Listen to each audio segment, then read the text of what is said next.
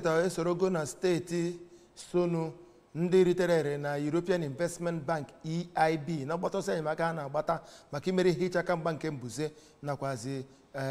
ọghọm dị na ihe gbasatara mbuze na-ebute n'ala na Nigeria. Ya bụ mgbatosa enyemaka anụ bụ nke apụtara ihe site na enyemaka maka Nigeria Climate Adaptation, Erosion and Watershed Project New Map EIB. Nke a bụ site na ego a na-akwụ a na-akpọ counterpart fund nke gọọmenti na-akwụ bụ ego dị $500 bụ nke gọvanọ anyị kwụrụ. Chibuzo Obidike wetara anyị akụkọ a.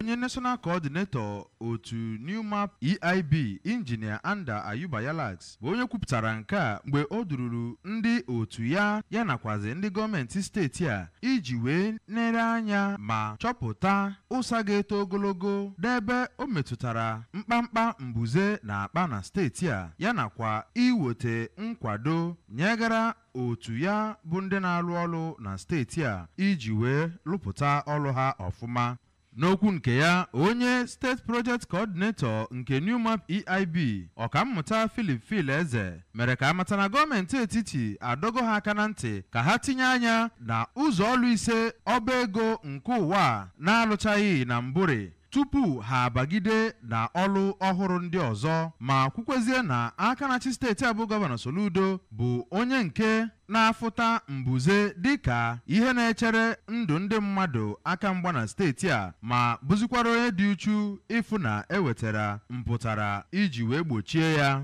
Ụfọdụ ndị eji okwu ha agba izu n'obodo ndị ahụ agagasịrị bụ ndị gụnyere Chief Chigozie Etuga, onye nke si ndị agụ Ikenga Ogidi, Maazị Ifeanyi Obieze, onye nke si Ụga Amụma Obosi, ya nakwa Sir Godfrey Nzeako nọrọ n'otu wee kọwapụta obi mwute ha nyegara mkpamkpa mbuze na akpa ebe ha nọ, ma kwupụtazikwa njikere ha inyere aka n'ụdị ọbụla dị iche iche iji wee fụ na ọrụ ahụ bụ nke a ga-arụ ọfụma.